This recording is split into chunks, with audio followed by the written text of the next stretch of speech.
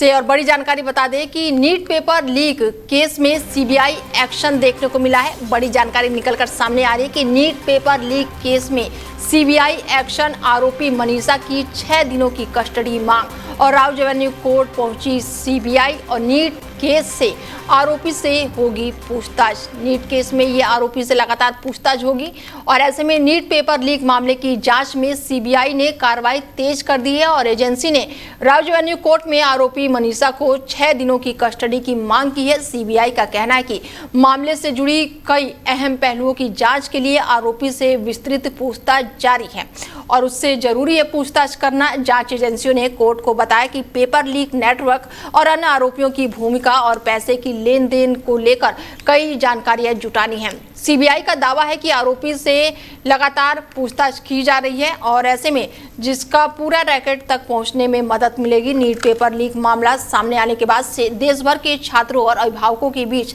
नाराजगी देखने को मिली है और हमारे साथ मैनेजिंग एडिटर रमेश ठाकुर जी जुड़ चुके हैं। उनसे बातचीत करते हैं कि किस तरीके से देख रहे हैं, क्योंकि मनीषा की 6 दिनों की पुलिस कस्टडी की मांग की गई है। ऐसे में राउज एवेन्यू कोर्ट में सीबीआई ने जो है अपने दावे पेश किए हैं। सर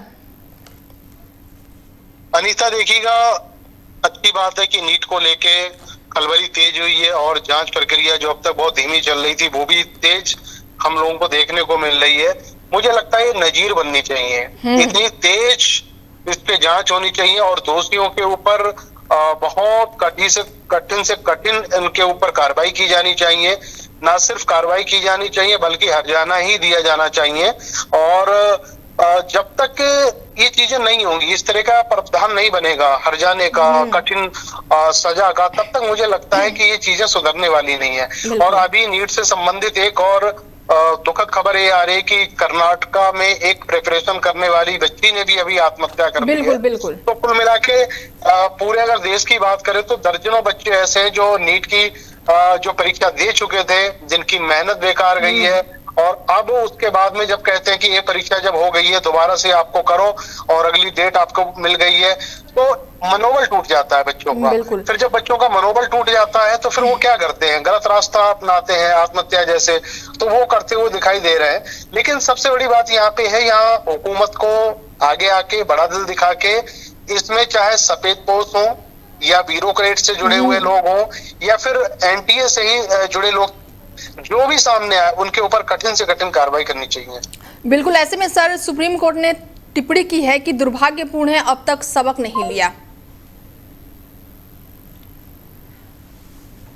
हमारा संपर्क टूट चुका है उनसे, एक बार फिर संपर्क करने की कोशिश करते हैं। बता दें कि नीट पेपर लीक मामले में सुप्रीम कोर्ट पूरी तरह से सख्त हो गया है और ऐसे में हमारे साथ फिर जुड़ चुके हैं रमेश ठाकुर जी हैं। उनसे जानते हैं कि किस तरीके से देख रहे हैं, क्योंकि सुप्रीम कोर्ट ने टिप्पणी की है कि दुर्भाग्यपूर्ण है कि अब तक हमने सबक नहीं लिया। सर नहीं, बिल्कुल आपने अनीता सही कहा, सबक वाली बात जहां तक आती है, क्योंकि जो इस बार हुआ वही 2024 में हुआ था। बिल्कुल 2024 में जब परीक्षा लीक हुई थी और उसके बाद में भी कई सारे बच्चों ने आत्महत्या की थी, लेकिन जो जांच चली कछुए की चाल से और सुप्रीम कोर्ट ने उस समय भी लताड़ा था, एनटीए को भी लताड़ा था, सरकार को भी कटघरे में खड़ा करा था और जितने व्यवस्थापक थे पूरे इस परीक्षा को करवाने के लिए सबको उन्होंने एकदम पूरी तरीके से लताड़ा था। लेकिन हुआ क्या, 1 साल के बाद में फिर वही पुनरावृत्ति होती है, उसी तरीके से चीजें होती हैं। अब एनटीए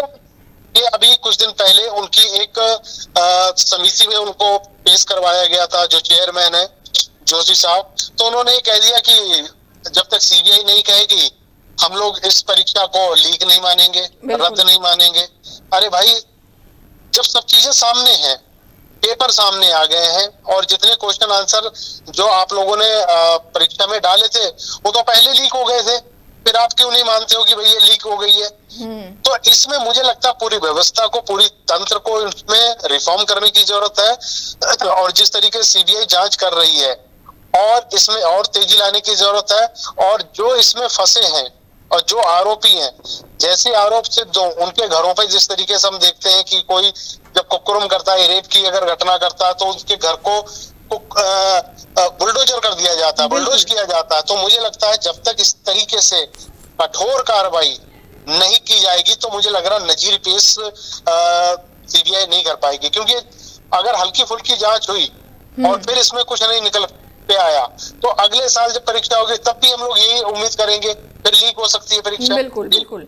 और ऐसे में सर 21 जून को पेपर होने वाले हैं, तो क्या पूरी तरह से छात्र जो हैं वो इस विश्वास पर बैठे रहें कि इस बार पेपर लीक नहीं होगा, धांधली नहीं होगी, या फिर वो सिक्योर हैं अपने भविष्य को लेकर? अनीता, मनोबल टूट चुका है बच्चों का। मुझे लगता है कि कोई ऐसा व्यक्ति हो जिनके आसपास पड़ोस रिश्तेदार दोस्तों में कोई बच्चा ऐसा ना जो नीट की तैयारी ना कर रहा हो। अब मेरे ही परिवार में कह लो या सगे संबंधी को कह लो, लगभग 7-8 बच्चे हैं जो नीट की परीक्षा कर रहे हैं, और ये वो बच्चे हैं जिन्होंने अभी परीक्षा भी दी थी और जब लीक हो गई बड़ा उनका मनोबल टूटा।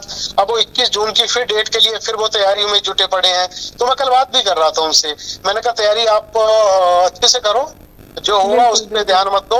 लेकिन फिर बच्चे एक 16-17 साल के जो बच्चा होता है उनकी कितनी बुद्धि होती है, आप उस अनुमान लगा सकते हो। उनका एक जितना आत्मविश्वास है वो सारा डगमगा जाता है, वो टूटता जाता है। और फिर जो एक बच्चा कह सकता है वही चीज अब आपको किसी भी एक मकान में चढ़ना हो 4 मंजिला, बिल्कुल, और फिर कह दे कि आप फिर दोबारा से आओ, फिर आप 4 मंजिला नीचे जाके जब दोबारा से आओगे तो आप भी एक मना कर दोगे कि भाई देखो ये चीजें मुझे बार बार मेरे से नहीं हो पाएंगी। तो कमोवेश स्थिति परीक्षार्थियों के साथ में यही है कि एक चीज जो हम महीने भर पहले कर चुके हैं, हमारी मेहनत पूरी जाया हो चुकी है, मेहनत पे पानी फिर चुका है, और वही मेहनत हम दोबारा से करें, फिर हमें करना है।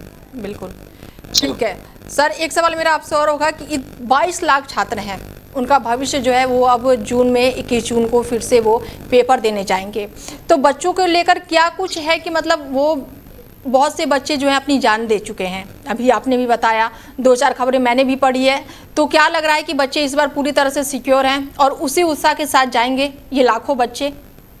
नहीं, इसमें दोनों चीजें नहीं है, ना ही बच्चे सिक्योर हैं और ना बच्चे उस ऊर्जा के साथ में परीक्षा केंद्रों तक जाएंगे। ये बात बिल्कुल तथ्यात्मक रूप से सही है।